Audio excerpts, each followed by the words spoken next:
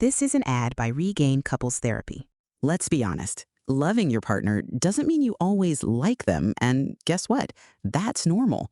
Regain, powered by BetterHelp, offers couples therapy that's flexible, affordable, and 100% online. Whether you're reconnecting or working through conflict, Regain is here to support you both. See why people wish they'd tried couples therapy sooner. Visit regain.com/couplespod to get 10% off your first month. That's regain.com/couplespod. This is an ad by Regain Couples Therapy and features real testimonials. This was our first time trying therapy, and honestly, it was long overdue. Looking back, we just wish we had started sooner. Regain's qualified therapists help couples when they can't get there on their own. We thought it was intimacy issues, but Andrea helped us uncover a deeper root cause we hadn't even realized was there. Visit regain.com/couplespod to get 10% off your first month. Regain, powered by BetterHelp. You're watching Worldview 2, built on the 35 years of Worldview books, documentaries, research, high-profile interviews, and the radio and television broadcasts of Brannon House.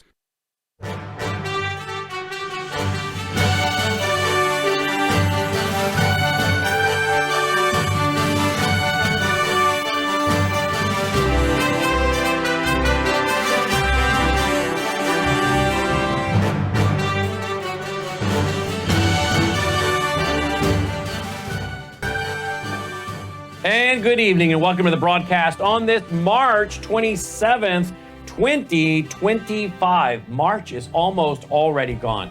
You know, January, February go so slow typically. Not this year. Boom, right on by. And not only did January and February do that, so has now March. I don't know, is your life running as fast as mine? My wife and I often talk about where did this year go? But I think the older we get, the faster it seems to go. But we were warned by some of my friends that are older than I that was going to happen. As you get older, Brandon, Melissa, time even goes faster. Well, it sure is going fast, that's for sure. But we're glad you are with us on this night of March 27th, 2025. Donald Trump has just put out a Truth Social comment here talking about the lunatic Judge Jeb.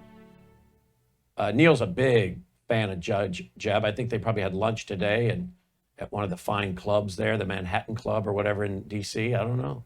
We'll talk about that. We'll talk about Marco Rubio and deporting students, anti-American students that are not from here, but they come over here and they start doing anti-American things, burning American flags, Israeli flags, wearing their keffiyeh, their Islamic terrorist rag, handkerchief, neckerchief, whatever you want to call it. It's time to boot them out. He's going to do it. Let's talk about that and a lot more. Joining me is our DC correspondent. You'll follow him. You can follow him on all socials at Reporter McCabe, He joins us tonight. Hello, Neil. How was lunch with Judge Jeb today? Phenomenal. A phenomenal lunch. He had the lobster bisque, as he does. Oh, I'll tell you, we are on Trump time. That's what's happening. So, yeah, maybe, an old goat like you, the calendar whips by. But for the rest of us, it's fast anyway, because we are on Trump time. And you can't take a breath. You can't wait. This is breakneck speed. Remember all these morons that used to say, oh, yeah, Trump's so lazy. Trump doesn't do any work. Trump says, meanwhile, we had 4 years of some guy sleeping on the beach, whereas Trump is like, boom, boom, boom. 2 in the morning, he's breaking news. So, yeah, he just put out this True Social. Judge James E. Boasberg, or Jeb, I call him Jeb. And a lot of people who are that kind of relationship with him, they call him Jeb. And so what's interesting is that once again, Boasberg is going to be the judge in a Trump case.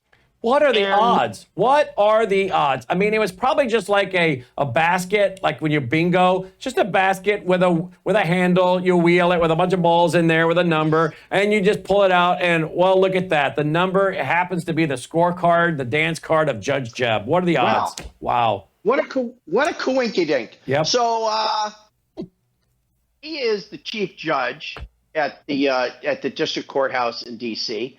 And so he basically calls his own number, and that's it. He's like the player coach. And he says, you know what? I'm going to be starting. It reminds me, we'll be talking about Somerville later, I think, but it reminds me of, when I was an up and coming reporter, right? And I was always pitching my stories and my articles to different editors.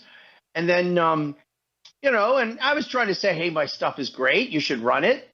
And then I became the editor of the Somerville News. And an amazing thing happened, Brandon. All my stuff was great.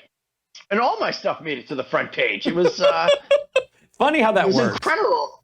It was incredible, my maturation in just a few short months. So what happens is he calls his own number. And it reminds me of one of the filthiest corrupt judges in the entire inventory is Judge Sirica. Dirty Judge John Sirica managed to get every single one of the Watergate trials.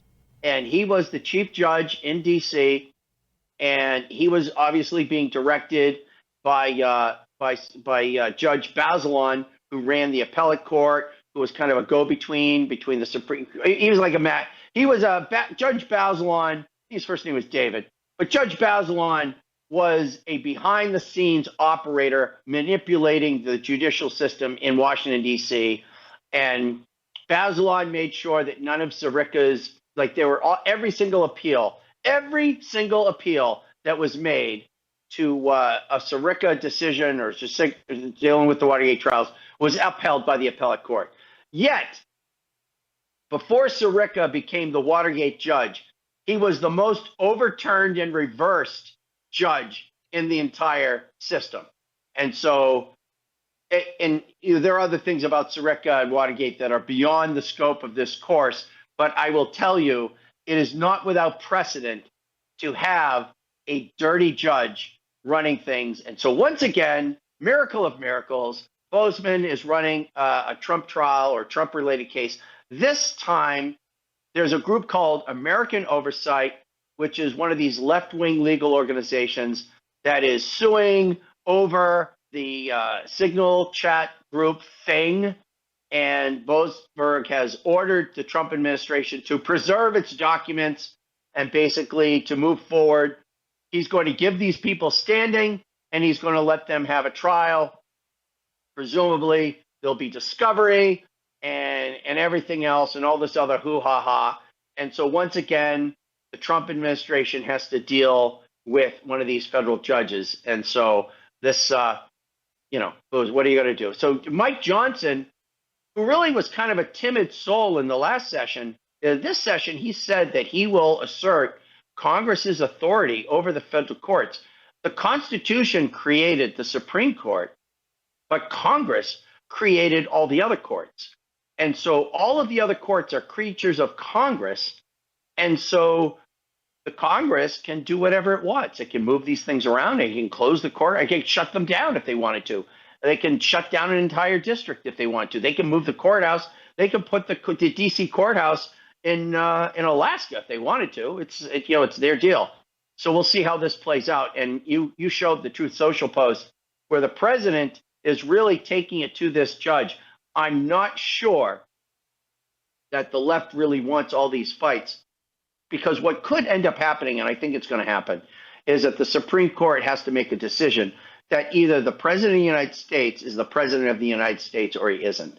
And you just can't have some judge arguing, whether Trump wears a blue tie or a red tie. Yeah. Every decision the president makes can't be up for some judge. Yeah. Well, here's the clip, Mike Johnson. You're right. I wasn't a necessarily big fan of this guy. He just seemed a little weak, but he is becoming more and more oppressive. And I said right after President Trump said he's for him, I said, okay, fine.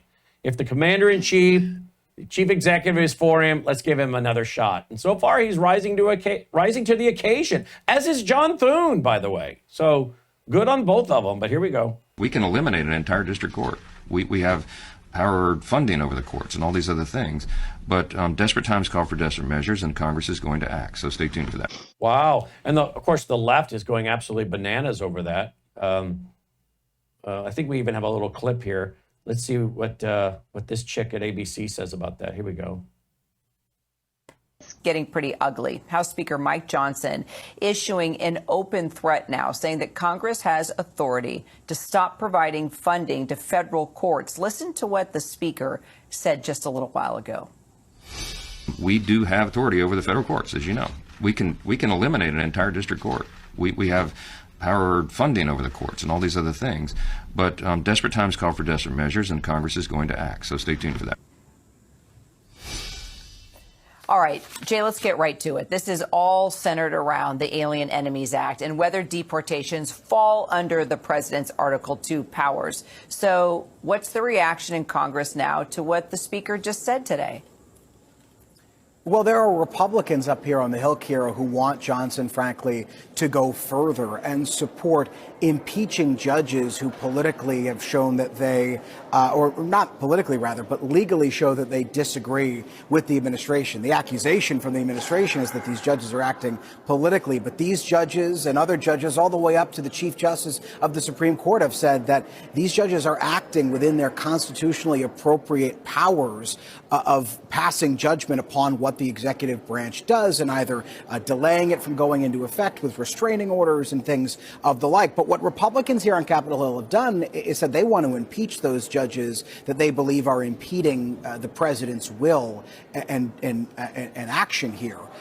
Johnson has not supported that publicly. This is as far as he's gone, saying that Congress has the power of the purse. They can control what districts are allocated in which way, the funding and how these district courts are drawn and things of that nature. So this is some of the administration wants Johnson to do to try to set up this clash between Congress, the executive branch, and the courts. But he's not going as far as some Republicans, including Elon Musk, by the way, have pushed for, which is this swift impeachment of various judges that this administration views as a problem. All right, Neil, your thoughts on ABC's coverage of this? Yeah, who are these idiots? It's like, what are you talking about? Like, it is not a fantasy that Congress controls the purse and that Congress can impeach whoever they want. Congress could impeach a taxi cab if it wanted to. I mean, it's the idea. It's like these people, they talk as if they're like, oh, they're very smart, very learned. But what about the norms? These are the same people who told me that that Trump wants to take control of the Justice Department and threaten its independence. I'm like, yes, like what? Like, or he just wants people in his cabinet who do what he wants. Yes, like I don't remember Obama saying, I'm going to put people in my cabinet who are going to thwart me and torpedo me and kneecap me at every juncture, right? It's so crazy that these people actually get up there and say these things with a straight face. So the fact of the matter is people want to impeach these judges. Johnson needs to take action. If Johnson wants to keep control of the House conference, whereas the Democrats call it a caucus, on the Republican side it's called a conference. If Johnson wants to keep control of his conference, he has to act ahead of the impeachment people. And if he does it through the purse, if he does it through legislation, then he can stay ahead of impeachment. But impeachment is coming. People are out of their minds frustrated. And you saw it at the NPR PBS hearings. You're seeing at these other hearings. It's like we are done. It's like they better get it under control because as I reported, as I predicted a few weeks ago, I said, you watch. I'm not saying people should do this. I'm paying my taxes. But I said, I know human nature, as do many of you, as does Neil.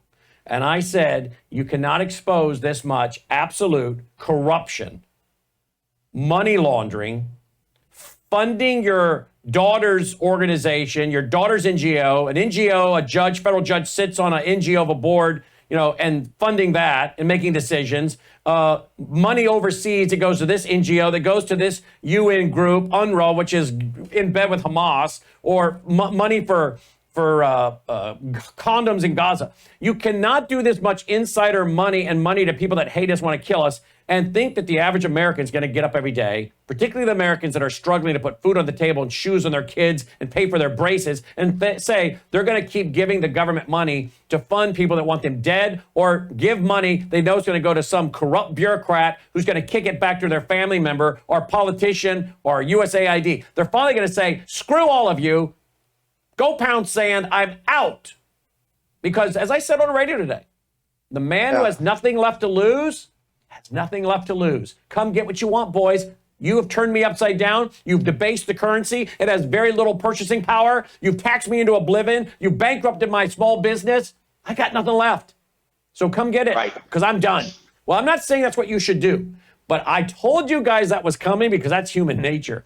Well, now I played on my radio show today, TV show today at 1 o'clock, a report that indeed the government is now predicting from the chatter they're watching online, they're going to lose like $500 million or more in people that will not be paying taxes this year. Again, I'm not saying that's what you should do, but that goes to the amount of disgust. People are sick and tired of anti-American people like NPR getting $500 million a year, Neil.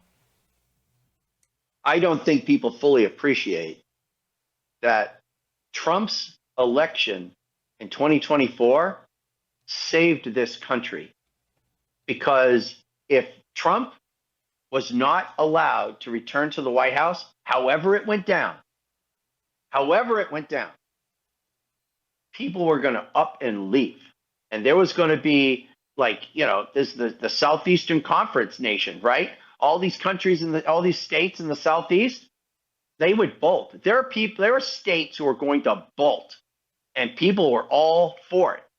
And so the left, they play these games, but this is what's going to happen. And the Supreme Court has to make a decision whether they're going to hold this thing together or not. Because if they allow these judges to nickel and dime Trump, there's going to be hell to pay. It's really going to be nasty. And people are going to wonder, what kind of democracy is this? The founding fathers and the framers did not create a system where the will of the people would be thwarted by lifetime appointed judges. It just wasn't in the cards. It wasn't the plan. And so if the organization is unable to save itself, then it's either going to break apart or an external force will exploit it. Yep. But this cannot be sustained. And I said 500 million. I'm sorry, I misspoke. It's 500 billion. Here's the clip I played on TV and radio today at 1 o'clock. The IRS could see a sharp drop in revenue collected this tax filing season. That's according to a Washington Post report that says senior tax officials are bracing for a shortfall that would be tied to changing taxpayer behavior and attempted IRS cuts by President Trump. The Post cites several sources in an article that says that the Treasury Department is expecting a more than 10% drop in tax receipts by April 15th compared to last year. That would amount to about $500 billion in lost revenue. The article says that the IRS has noticed more online chatter from people who say they won't pay their taxes or will claim deductions for which they are ineligible. Separately, reports over the weekend said that the IRS was closing in on an agreement with other federal officials to help them locate immigrants for deportation. All right, so there you go. And again, I would encourage everybody to pay your taxes. Pay your taxes, and let's work this out, because Lubnick's already said that President Trump, the Commerce Secretary, said President Trump wants it so that people that make $150,000 and under don't pay taxes. Well, I think none of us should be paying federal taxes. I think we should be funding with tariffs and then downsize government so you don't need a lot of money to fund the government. But nonetheless, this goes to the point you were making with the NPR hearings and all this. People are ticked. I've never in my 56 years seen the country this awake. There were times I wanted to quit because after writing 16 books and doing, radio and TV and writing for 35 years, I thought a few years ago, the country is so asleep, nobody cares. And then along came a guy named Donald Trump.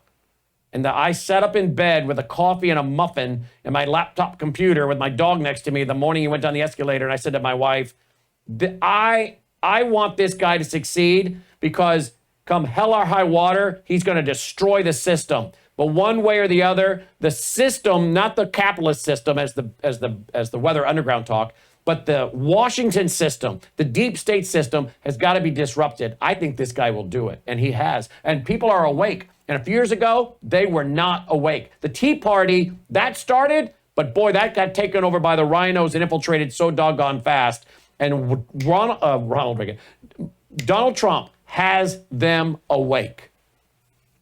Oh, please. And then, of course, imagine if Reagan had done this. Reagan had the popular support to do everything Trump is trying to do, but the people around him were all locked into the Washington system, and they basically created this sort of this election model, for the Republican Party that really continued until 2008 with Obama, because Obama just knocked the whole thing over. But the Republican model was you scream and yell about those clowns in Washington, and then you come to Washington and do nothing. And so, a lot of the Washington Republicans, they resent Trump because he actually got Roe v. Wade overturned. He actually pulled out of the Paris Accords. He actually is raising the tariffs. He actually is enforcing the border. Like, Trump is doing what he said he would do. And that just makes Republican consultants and staffers just furious. They are seething at Trump because he's blowing the game. Wow. Yeah, he is. Okay, here we go. I want to go to Marco Rubio. I thought I had a clip of Marco Rubio. I do. Here it is. Listen to Mr. Rubio, Secretary of State. We revoked her visa. It's an F1 visa, I believe. We revoked it, and here's why. And I'll say it again. I said it everywhere. Let me be abundantly clear, okay? If you go apply for a visa right now, anywhere in the world, let me just send this message out. If you apply for a visa to enter the United States and be a student, and you tell us that the reason why you're coming to the United States is not just because you want to write op-eds, but because you want to participate in movements that are involved in doing things like vandalizing universities, harassing students, taking over buildings, creating a ruckus, we're not going to give you a visa. If you lie to us and get a visa and then enter the United States and with that visa participate in that sort of activity, we're going to take away your visa. And once you've lost your visa, you're no longer legally in the United States, and we have a right, like every country in the world has a right, to remove you from our country. So it's just that simple. I think it's crazy. I think it's stupid for any country in the world to welcome people into their country that are going to go to your universities as visitors. They're visitors. And say, I'm going to your universities to start a riot. I'm going to your universities to take over a library and harass people. I don't care what movement you're involved in. Why would any country in the world allow people to come and disrupt? Now, we gave you a visa to come and study and get a degree, not to become a social activist that tears up our university campuses. And if we've given you a visa and then you decide to do that, we're going to take it away. I encourage every country to do that, by the way, because I think it's crazy to invite students into your country that are coming onto your campus and destabilizing it. We're just not going to have it. So we'll revoke your visa, and once your visa is revoked, you're illegally in the country and you have to leave. Every country in the world has a right to decide who comes in as a visitor and who doesn't. If you invite me into your home because you say, I want to come to your house for dinner, and I go to your house and I start putting mud on your couch and spray painting your kitchen, I bet you're going to kick me out. Well, we're going to do the same thing if you come into the United States as a visitor and create a ruckus for us. We don't want it. We don't want it in our country. Go back and do it in your country. Well said. That guy is phenomenal. He's done. He has surpassed my expectations big time so far. Yeah, he's great, and the beautiful thing is he's somebody who earned Trump's trust, and he doesn't blow it. Because I'll tell you, you talk about 45 versus 47. In the first term, there was no one on the cabinet who was willing to catch arrows or fire arrows for Trump. Trump was always there by himself, and everybody else was either hiding under their desk or leaking to the Washington Post, this guy's crazy, we're just trying to stop him. It's like Trump is out of control. Like, I'm only doing this job to protect America and try to stop Trump as much as I can. And it's like, that doesn't happen now. And even, and God love him with this whole signal chat thing, you didn't see the infighting and the fratricide that you would see in 41 in the first term. And Marco Rubio is right as rain, and he is strong as a bull. And it is fantastic to see a guy like him. So Trump doesn't have to do it. If I'm Trump, I'm thinking, God bless you, Marco Rubio, because I would, in 45, I would have been the guy having to give this speech. I would have been the guy who had to like take all the questions and everything like that. And now across the entire administration, Trump has people who like him and like his agenda and want him to succeed. Frankly, it was, how frustrating was it, Brandon?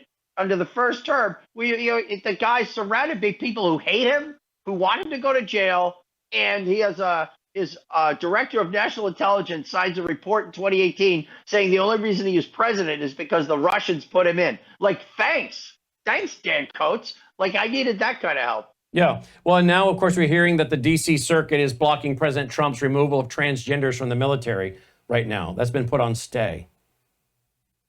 March 27th, 2025.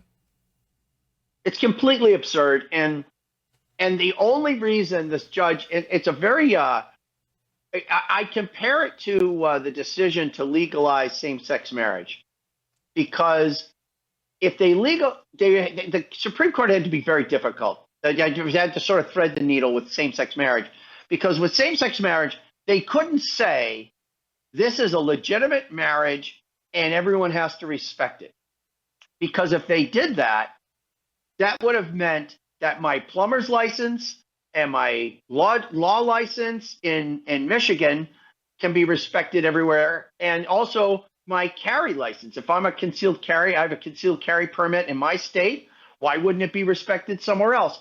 So what they wanted to do is they had to find a way of getting involved in the state process of regulating marriage.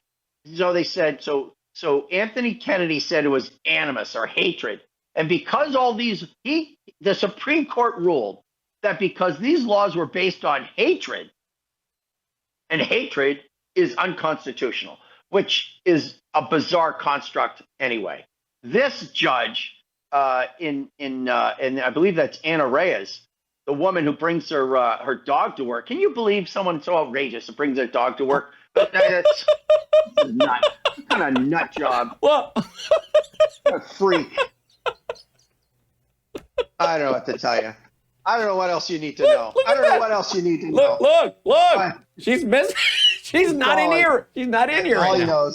All he knows. I'm watching. I'm watching. So Anna Reyes, it doesn't matter that she's a lesbian, but whatever. It's like she is basically saying that the only reason Trump doesn't want transgenders in the military is because he's mean and he's a cruel, angry man, and he has, quote, unvarnished animus, unquote.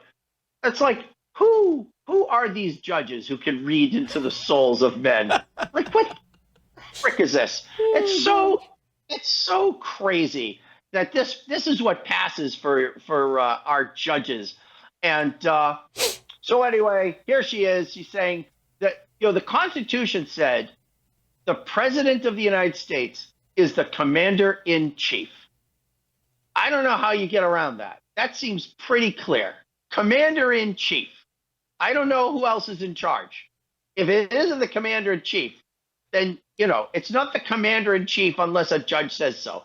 So here we are. I don't believe that judges have any role in the military. But I do believe this, Brandon.